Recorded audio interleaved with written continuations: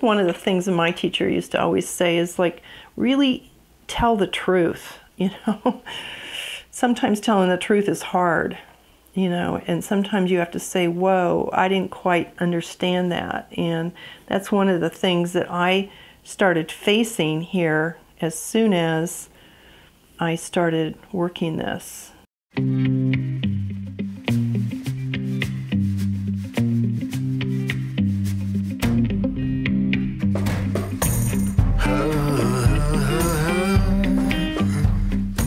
We are on our third segment of this painting by Henri Rousseau.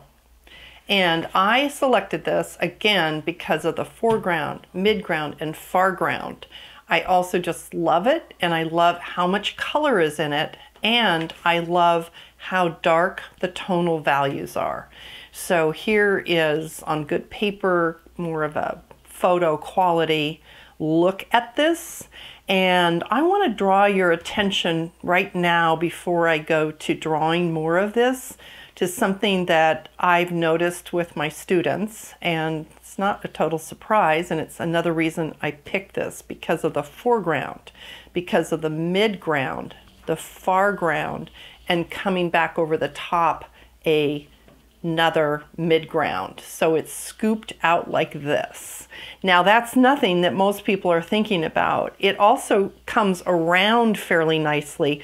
This area pushes way back, and this is almost like columns that come forward. So you'll notice that it's overall in this midground and foreground, and in this midground here, overall, this part of it and this part of it are darker, and then down here is lighter. So this is still a column. The bottom of this column is coming forward because it's lighter, and it has more distinct, larger and more distinct contrast of tones. And these tones up here are darker and also larger. So lighter down here than over here, and darker here than here. And this whole column here, I'm just calling these columns, this whole side is darker than what we have right in here. So right in here is where it's going to push back, but right in here is where it's going to push your buttons too. Partially because when this got bigger, it kind of started breaking apart in terms of its pixels and so forth.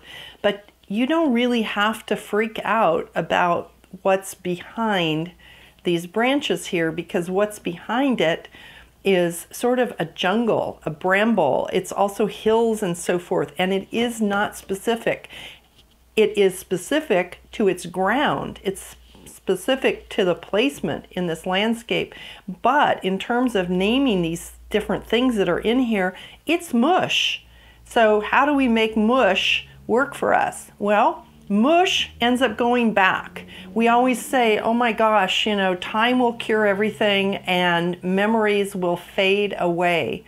And so that is how we make things go into the background, is they fade away. So this cannot be crispy lines back in here, and it cannot be the darkest darks, and it cannot be the lightest lights in here. So a lot of my students had to kind of be motivated, pushed into drawing something that they don't know what it is, because the idea of a landscape or a foreground, that doesn't really strike them as something that they need to include. They're much more focused on foreground or on things. So in here, and this is something I'm going to suggest to you, is that you actually touch places that you're trying to figure out what the heck it is. Because as you touch it, you're going to draw your attention here. If you don't touch it, you tend to think, there's nothing there. All right, ugh, there's nothing there. But there is stuff there, it's just that there aren't things there. And unless you say it's a jungle, which it is a lush, overgrown, hilly, if you think of all this that's in the foreground, it continues, but as it gets smaller, it just becomes this jumble.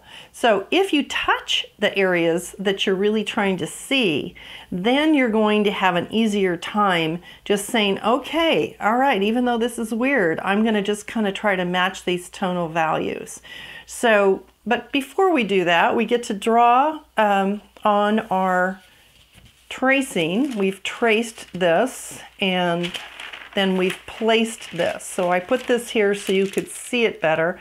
I pushed it onto this paper using soft pencils, using colored pencils so that you could see where I had gone over it to force it onto this paper. So it didn't get really as dark of lines as you might like and as would make it easy for me. So partially, I like it not light like this, and I'll even suggest to people sometimes that they erase back if it's kind of dark, the lines are. But one of the things that's nice about this painting turned into a drawing here is that all of this is so dark that even if it has a dark line around it, you're going to lose the lines when you put the shading in. So I want to encourage you to find where things are, and if it's hard to see what happened, refer back to your main picture. And of course you could do this with any picture that you might select. I just want you to know that this has a good foreground, midground, and foreground. So you may find yourself going back and adding darker lines or trying to find out, okay, what's actually happening there. Let's see here. I have worked up this tree, and it's one of the darkest things going. And one of the things here is that a lot of times the students, you know, and beginning drawers, they don't see like where something goes. So this down here, even though it's obscured by this maze kind of stuff coming over the top of it, this is a trunk down here that goes underneath this. Now, sometimes you're going to make decisions so that you can make things a little clearer to your viewer. And one of the things I'm going to do here is make sure that this tree that's in front is just a little bit darker than the one that's behind it. And I may make this trunk darker here, and I may also push a little bit on the line, on the edge of this tree trunk behind it, so that the eye continues, that you give it this and this to continue with. So there's all sorts of little things like this. One of the things that I'm doing here that I don't normally teach is I'm shading it with lines just for the quickness of showing you what I'm doing. But I do like to continue to shade in a way. Now here I am pulling this line across here. I like to shade in a way that is the scribbly. So we're back to the scribble till you see it. Because when I do that, and I'm doing it right here, right now, it tends to make form way better than the kind of traditional way of going back and forth with your pencil, because back and forth with your pencil is a whole bunch of straight lines. And when you're continuing to develop what you are drawing and you're wanting to develop it as form, here I am scribbling now, it's going to look far more like form when you get those straight and curved lines in there like this. And initially you may be like, oh, it looks like scribbling, but what ends up happening is that it's very easy to control. It's very easy to come right up to your line, and then it's very easy to do subtle modifications of the surface of these trees with the straight and curved lines, with the scribblies. And I'm going to turn my pencil. Always remember to turn your pencil so that you can get an edge to your pencil that feels right, so that when you're working an area, you feel like you've got the end of the tool shaped in a way that it'll work for you. Okay, so the pencil is definitely a tool. And again, if you want to do darker lines, I'm trying to show how I get rid of lines or don't use them, but there's no reason that you can't use it. And so we're just going to work some of this like this. So this is what I want to encourage you to do, is to find the main branches. So now you see how this goes back behind it. The other thing I just did, that I'm sure you noticed, is I turned my paper. I don't want this pasted down or taped down because I don't want to get cockeyed and so forth with my hand. I want to leave my hand in a good drawing position, and where I can easily see the end of my pencil and see what it's doing and the effects that it's making. And so I'll turn the paper around when I go to a different place. And you might want to do that too. And all of this is so interesting because as you learn to draw, you're just learning so many different ways of working the drawing. Okay. So I'm going to now find the main bones in this and darken those. Okay, I want to talk about a couple of things. First off, I want to say this is a very challenging assignment. The good thing about it is it's easy to work on for short periods of time, and it's also easy to transport and take places to work on it. And it's also a good thing to do in the wintertime. Okay, so we have the situation here where this is really, really demanding. And, you know, partially this is a little major demanding because I'm doing a couple of different things here. And I'm realizing that there are reasons why I made this a 3-week project, a 2-week, 3-week project for my students, seeing them a couple of times a week. And that is so that they could work it. And what I find is if you'll work something like this, if you'll stick with something like this, you're going to find that you change how you see. Just overall, you're going to change how you see because you're going to have to look at all these relationships. You're forced to it by the ambiguity of this drawing. And what this does is it gives you some ambiguity where you have to look harder than you otherwise would have to look, and you have to evaluate. And as you're doing that, just like learning anything that's physical and that's going to change your neurology, you want to work on it some one day and then some another day. But our classes are close to 2.5 hours long. And so the students have been awesome because I think it's one of the reasons they're really, really good at this is because it is doable. It's challenging, but it's doable. And what they're going to have out of it is this understanding of how the different tones make up the different parts of these branches and of the stuff that's behind them. So what I want to do now is I want to mention to you that I've got a 2H pencil out here, and that's going to make things very light. The H's are harder and they're lighter. I've also got a 4B, which is my fave pencil, and I have a 5B just because I want to have more pencils out here. And so the 5B is going to be a little bit darker than the 4B. And then I've got this one I really like a lot these days is this 9B. When you find that you're starting to press on your 4B or your 5B, then go to your 9B. Or even on these trees, you could even go lightly with the 9B and you've got everything you need. So I wanted to mention that. I also have a stump here, but I think I would use that towards the end. My students just love the stump. Look, as I just barely touch the stump to this tree, you're going to start to see it blending. So I like the texture of the paper, and that's one of the reasons people use drawing paper that's like a number 80-pound paper or more, because it has more texture, it's thicker, and so forth. And of course, I'm using this Bristol paper here.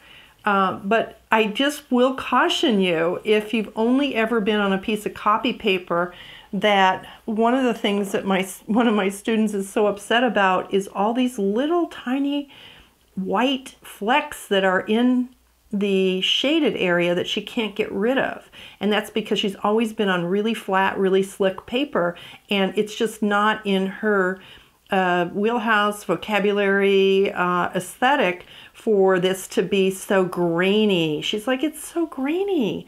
But one of the things that's nice about grainy is it just gives you the lightness of the paper that you can use. And the only way you can really get rid of it is with using this stump, which is like this rolled up paper, kind of dense, and you can sharpen it with sanding paper or a nail file or something like that. But it does give a different look to it, and I actually prefer this look that I have down here. That's my aesthetic. That's what I like. Now I want to show you something right now. I have this 2H that I mentioned before, and I'm going to go ahead and give this whole area, and this could be done in a variety of ways. Some people might want to put out some graphite or something and even use their hand with it. Graphite is the technical term, or the actual term, for what's in a pencil. It's graphite, and it tends to get picked up by your hand, and it tends to smear, and I've just left all my smearing out there.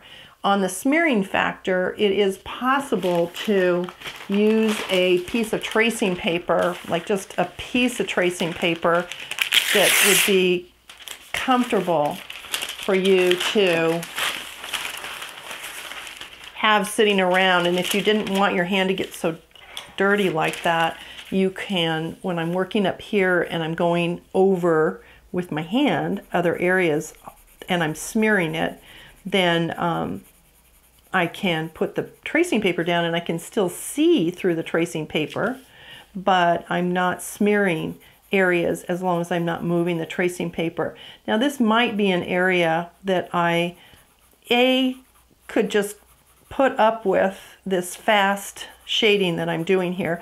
And by the way, you don't even have to shade on something like this. See how I'm putting this tonal value in here that's a little bit, it's just not, because this is not white back here. Again, when I fold this and bring this right in here, then you're like, okay, what's this? Oh, this is not that. So this has to at least start going to its lightest gray here, if not a darker gray than that. Now, one of the things I haven't talked about at all since we've been doing this is the kneaded eraser. And because this is going down so lightly, and I can go in different directions, if you are doing this fast shading, you can shade in different directions, and by shading in different directions, you're going to get what I call non-directional shading, non-directional tonal value laid in there. And again, you see how I just go right over it. Why can I go right over it? Why? And I want to roll this. I could feel a little, if you ever get pencils that have little icky things in them, get a different pencil because they just drive you nuts. They make little lines where you don't want them. But anyhow, I'm just going straight over all this, and I could even go in areas that I haven't drawn yet, as long as I'm not getting rid of my lines. But the reason you can do this is because it's transparent. And so the graphite stacks up as you do this. And when I go over areas that are already dark, it just makes them a little tiny bit darker, and it doesn't hurt them at all. So this is a way to shade when you have large areas like I have here that's going to get specificity. It's going to get, like this thing that comes right up here is going to have, I've kind of started it a little bit, it's going to have some dark parts here with this frond type thing, this tropical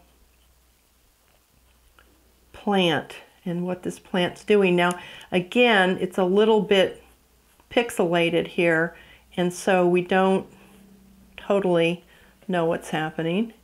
But one of the other things I want to tell you about the pixelation, but also just about this in general, is do do sweat the small stuff if it's just the idea of lots of little small stuff, but don't sweat making it exacting, and don't sweat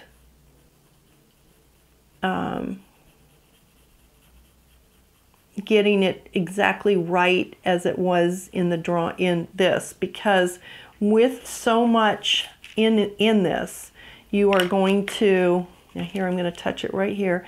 With so much in this, a lot of it, like I realized I didn't have some of this smaller stuff in here, and I'm sure I was thinking that I really wouldn't probably even need it. Now, it would even be optional not to have it, but rather than trace it again on my big tracing and add it in, I'm just going to look at it here and put it in, all right? And one of the things I love, you know, I'm looking at 30 different people doing this project right now at the college where I teach, in the classroom where I teach, and they have learned so much. And because it's right in front of them, and because the light isn't changing, because it's all just right here on the paper, it's not like we're outside drawing trees, which they love to do, and I love for them to do it, but it's right here. And if you were doing this with kids and you were doing it in other classrooms, whether you're using this picture or not, it's something that would fit in people's backpacks, fit in people's desks, and so forth, depending on how big it was. So I think it's a really, really great thing to have and to do. Another thing that's awesome about it is if you take a lot of drawing classes, almost every time you get in a drawing class, they're going to have you do what's called a value scale. And they don't use the words like I do. I always call it tonal value, because what is it? You know, what kind of value? Value means how much. So how much what? So I call it tone, because this is all tone, and tonal value. Short for that would just be, in art, would just be the word value. But I call it tonal value. And so here, by doing this, you're starting to really explore how dark a pencil can go, which, by the way, this is done with paint in his painting, and I'm doing this with graphite. And unless you get a graphite pencil that kind of goes towards black, and there are some, or some of my students even sneak in some charcoal. Unless you do that, you are not going to go that black. So that's something to consider back when you're doing this tonal value, matching and so forth, is that in certain mediums, you aren't going to get all the way to as dark as possibly something is in a photograph or it appears to be in real life. Now here I am coming down here, and this is still the tree going back behind this big frond here. And then this can have a little line here because there's actually a little bit of space before this guy that kind of comes in here. And it looks to me like I could make this a little darker because there's a tree back there. This tree's here. So again, oh, and here I am coming down to this tiger's tail. Now, truth be told, because I don't look for stuff quite as much as my students do, like what is this thing? I actually saw this and I initially thought, and this is his tail. See, it's coming out of his rear here. I initially thought it was a snake. So here's the tail, and again, this is where your finger comes in. Here's another frond, and then here's his tail going behind that frond. So I want to make that frond appear to be in front of the tail. I made the tail a little bit big there. So this is the kind of stuff you're looking at, which is what's in front, what's behind, what's going on. And there's a tendency to look at a lot of this stuff as like little pieces, but you want to see like where does this continue up to. Here's this white line that's this kind of mazy frond thing. And so I want to make sure that I line this right here up with this that's down here. And then I'm also working with this dark underneath here that's on that side, but it's not very dark there. So to remind myself that it's not very dark where I am right now, rather than I'm going to switch to my 2H, and that's going to keep me from getting too dark. Just reminds me, like, you're in an area now where you can just do what I was doing up here, which is just put a light tonal value down.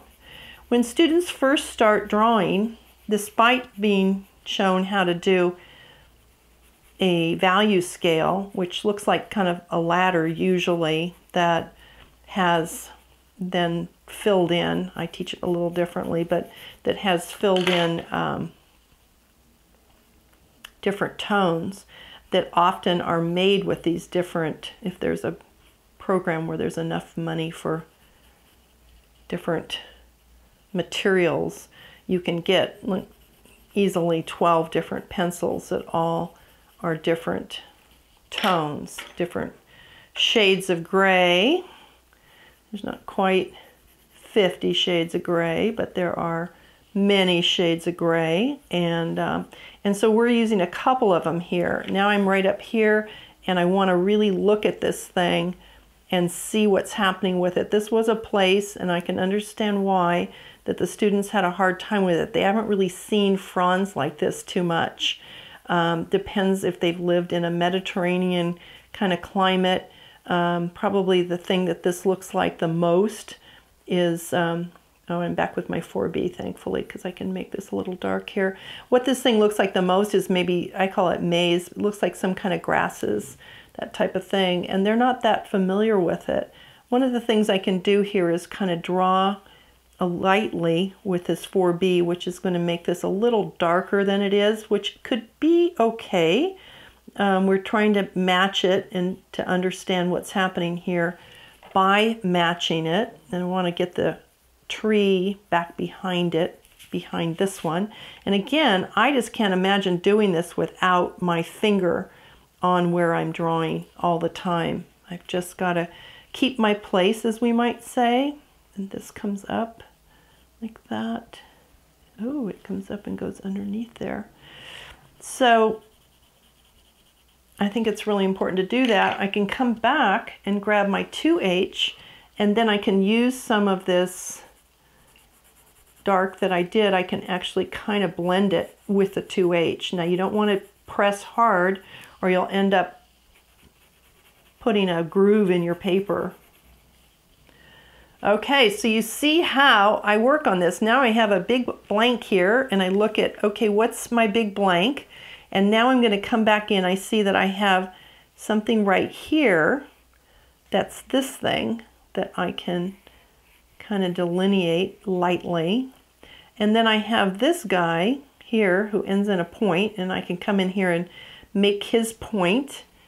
Kind of get around this guy, give him an end, and then give this guy a point, and then this thing that comes across is going to be part of this second maze deal here. Now I'm going to have to find out, what did I do? Ah, here's the edge of this maze branch right here. See that white line there? And the only way to draw that white line is to change the tone around that line and make it darker. Now this gets to be a lot darker than it is, but right now it's kind of cool for me to be working this with the lighter pencil so that if I make a mistake, I don't have to take so much out. And again, you can have your kneaded eraser right there by you. Okay, so this is gonna, oops, this is gonna come up. I see, I can do it like that. Like this, like that. I'm gonna play around here and not be so exacting in what I'm doing. Sometimes if you just make it look kind of right, I mean, you're going for stuff to work, and yet you still want to see what's making it work in the drawing. And as long as you come somewhat close to that, you're going to probably be pretty happy with your results. Again, where it moves you, where it takes you as somebody who sees differently by pressing yourself to do this, it's amazing. I'm pretty sure that this is going to do something for me. I don't think I've worked this tightly on a drawing in a long time, maybe ever. I tend to paint really large, and so that's, ooh, what's this thing doing? Okay, so I think I'm going to take this down like that, and then make this dark on this side, and then give this guy, this plant, I think I want to take some out. So this is when you go find the eraser and say, okay, that's all working, but maybe I needed, to take this tail. Whew, this is so weird, because one frond, I see this frond here, it goes over, and this frond, it goes over. So this is one of the things that my teacher used to always say is, like, really tell the truth, you know. Sometimes telling the truth is hard, you know, and sometimes you have to say, whoa, I didn't quite understand that. And that's one of the things that I started facing here as soon as I started working this. This is going to go over here a little bit more, I think. This is going to go here. This is maybe going to turn like that. And oops, and this gets to go in front of it. The tail goes in front of it. This goes over here. So you can see the way I'm sweating this stuff out.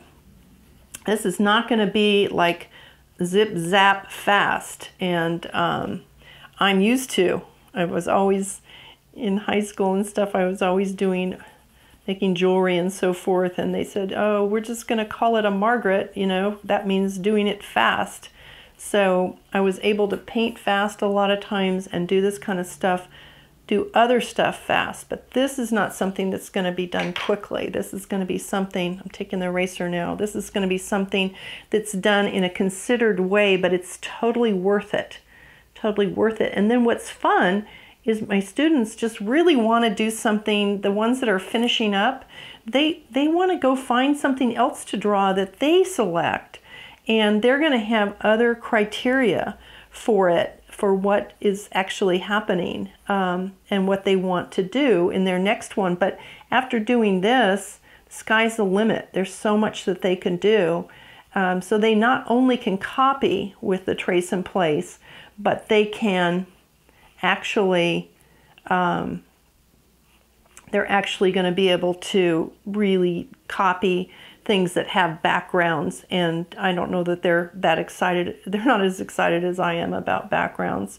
In fact, they're kind of pissed off about backgrounds. And the reason they are is because they never thought they needed one, you know. And that's a lot of how a lot of us are. I know when computers first came out, a lot of people thought they didn't need a computer.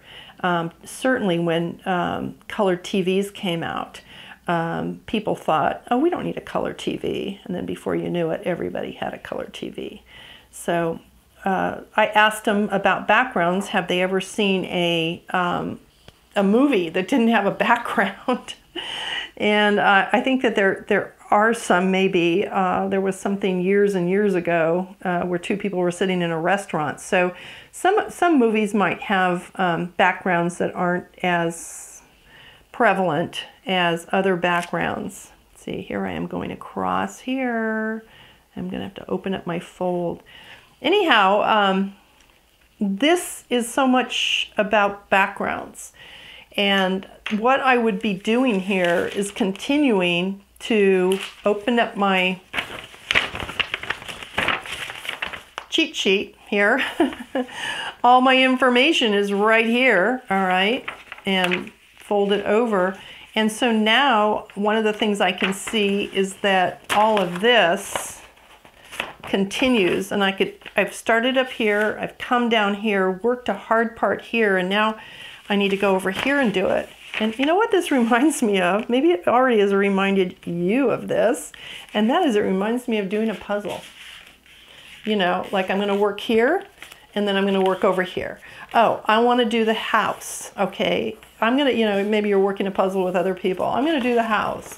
But in this case, you're doing it, and this is where I can put this right up here and start to come in with my 2H. I kind of want to finish over here, show you that this guy, all of these guys are a little bit, and this is my 2H, so this is my light tonal value, and you're going to see how it looks even better when this stuff is not white.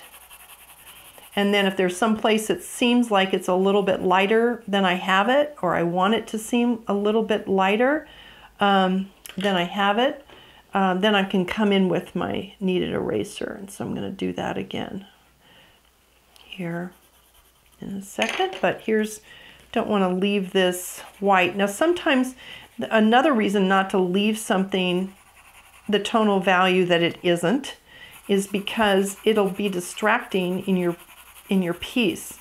It'll be distracting to your eyes. It'll be distracting. So even though a lot of it's not drawn right now, I'm just showing you how to get parts of it drawn, and all of the parts of it are going to be drawn in pretty much the same approach, which is let's see what's there, see what's happening. Now I see this is something that would never get traced, and so I can go in here and with the 2H I can sneak this in. See, again, I have my finger on it, and I'm going to sneak this in. So I'll be revisiting this. None of this is finished, but all of it is started. And the main place to start is on your macro stuff in this drawing, which is the stuff that you know where it is, which is all of these main branches. I'm calling this the main structure of the piece, including this piece down here. And so this does give you, just like doing the edge of a puzzle or parts of puzzles that are easy to find the pieces, it gives you a chance to have a way in. And this is something that we want to learn in everything we do, not just in drawing and making art and so forth. We want to learn in everything we do. Okay, what's my way in? This thing seems overwhelming to me, but what's my way in? And one of the things I can see is that my students really figured that out. And it's so much power in teaching art, education, or doing art for any of us to go beyond what we thought we could do. One of the reasons people can't go beyond it is because there's all these ideas that limit the idea of what you can do to learn these things, what you can do to accomplish these things. And so that's where I'm right in here with the tracing paper, because this develops ability.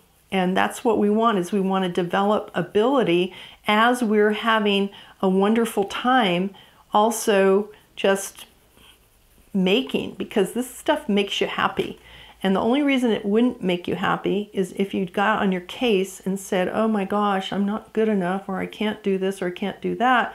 And there's a lot of reasons why that kind of stuff got in the way, but it doesn't have to get in the way anymore, because just little ways of doing things, taking something on, just like, you know, when you first learn how to do a puzzle, you don't go, oh man, I'm not good at doing a puzzle.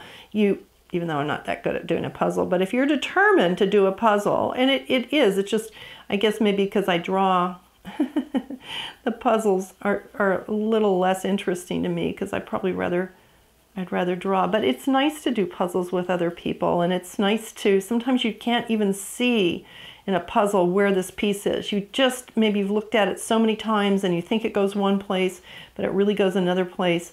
That's something that this is similar to that. As you work, you're going to be able to make all these adjustments, and then you're going to be so happy that you engaged with this. This gives you something to do. And the students, and here on Draw Here Now, I'm suggesting for everybody that they work these tonal values, because the tonal values are what give you the structure to a piece, whether it's in color or not. Now see, here's where I see yet another this guy. Yet another this guy. So I just touch him, move it, move my pencil, feel it, do it lightly so that I can erase it or change it if I need to. And this is how I'm doing all of this, is just lightly and gently. So again, we're going to want to, here's my 2H. I know that sometimes when I finish something at the end of a day or something like that, I'll just go in, this is my 4B actually, and I'll put some tonal value in where, again, all of this, even this light area, is going to have some gray, you know, it's going to be gray.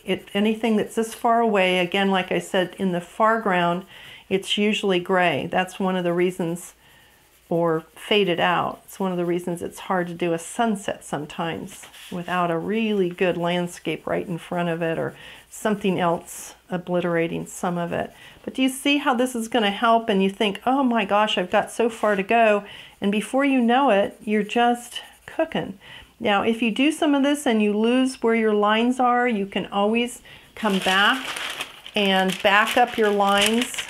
Again, here's this tree right here, and I have to see what did it do, what did I have, and maybe because I, again, used a different tracing paper. I did two ways of tracing. This way I used the tracing paper, and the other way I did the marker pen going through the drawing. So that's going to give me more information right there, because this way I can come in here with this 2H and I can press a little bit hard, and I can really move this stuff onto here better than I did when I transferred it with the colored pencil, which doesn't press. Colored pencil's a lot softer, and so sometimes using your 2H to press or to redefine is going to be an excellent thing. Again, I've talked to you about folding this back, forward, around, all different ways so that you can get exactly what you're looking at really close up to where it is that you're working. This is a good little area here, just right here on the edge, this corner. You'll notice that this whole corner is a little darker than over here. And that's the kind of stuff that I'm going to suggest that you really look at. Now this actually has some texture in the tonal value up here, because in the painting this is in a storm. And all of these kind of sleety like lines have to do with the rain coming down. So I can put this in here, and then if I want to put these leaves, you see I'm a little vague on my leaves here, and I'm a little vague on my lines here. So then I'll go back to this tracing and come in here and say, hey, you're vague on it and I want more, and I'll come in here, again I'm on my front, and then I will retrace it. I will, or in this case, trace it for the first time and say, you know what, I really want this to show up. So I'm going to get a sharp, darker pencil and come in here and go over this, because I'm now saying this is important to me and I need to see what that's doing. And I would do a lot more of that. I would do it totally, and this is my little corners. I would do all that I needed, and then I would come and back it up with this darker pencil, and then I could come in and place it when I trace it. So sometimes if you've left out details, this is going to give you a chance to come back in and put them where you want them, and it's always there for you. The tracing's always there for you. You can draw it by sight if you want, But for me, I like his composition, and I like getting to know what this artist did. You see how I've got the lines and the leaves in here now, and I can bring this back and say, okay, where was that? Well, that was this one right here, and how it came down, and how this came over. And even if it didn't quite place, I'm really in good shape as to where it is. And this is how I would continue to proceed on the whole thing. Now I just want to see if there's anything that I left out that I wanted to talk to you about. One of the things that I mentioned before is I love how dark this is. And I love how we're going to learn by doing this how to continue to shade and to continue to develop the drawing. I love that this drawing is not a single subject. It's multiple subjects, and it challenges our brain that wants to draw something to really make a world, to make an environment, to make something that weaves together, holds together. And again, something that has a good background, a good foreground, meaning something that really works that way. So again, I want to pick the parts, and for this composition, it's the trees and this big thing that's right down here, and that makes such great foreground. I can bring it right down here. And that, again, even though this is down here, it's pretty easy to see. I can come in here, and I at first want to do it kind of lightly, and I want to maybe even press this out and get an idea looking right down here where I want this to end here, how I want this to come up, again touching it with my pencil, touching it with my finger, and then bringing it down here just like the edge of a puzzle.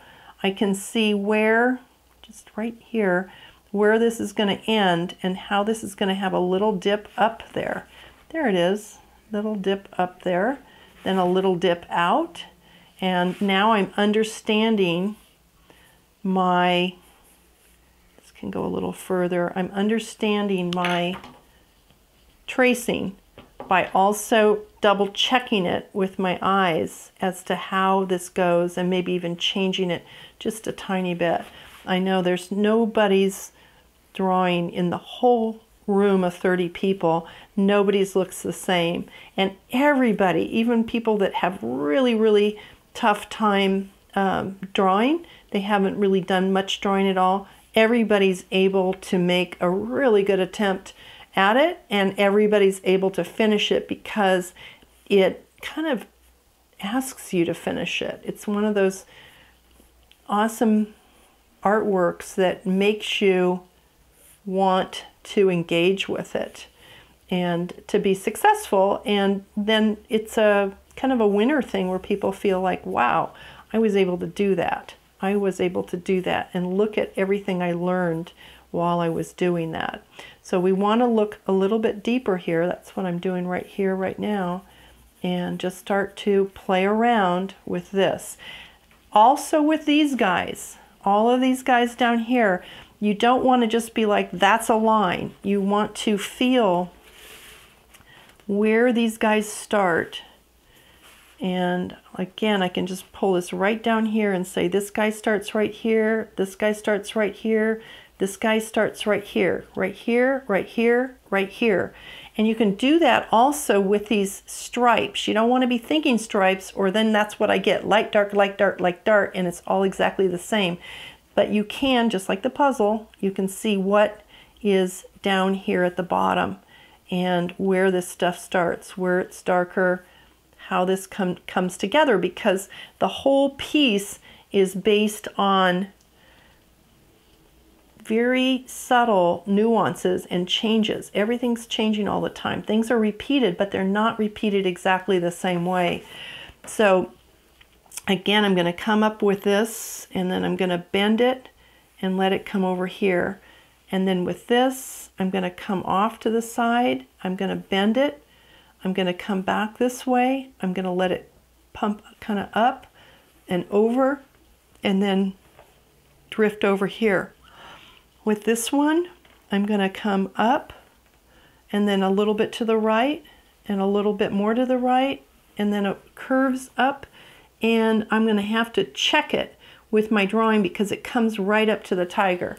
Another place to be very aware of where the lines are going is on the tiger's butt, because these lines on the tiger's butt are not just lines. They are curved lines, and they're not all the same. So you see with this that these lines are really curved, and getting the curves to match. Also, the top of him is not straight. It's bumpy. It seems like the lines, it's kind of a stylistic thing, I think, because I don't know if this is how the fur or something would make the edge of him. But this is extremely important. It's a humpy, curvy line, but it has a lot of different texture to the top of the line. Again, I can go and back that up really, really well. And I'm going to grab my 5B, or maybe I'm going to grab my 9B, just so this thing gets on there. So you might find yourself referring back to your tracing paper for understanding and referring back to the source, meaning the copy, so that you can understand even more. This is easy to line up, or easier to line up, because of what I've got drawn in over here already. Okay, so, so nice to see his tail hopefully going right into where his rear end is. Always nice when you find that things line up.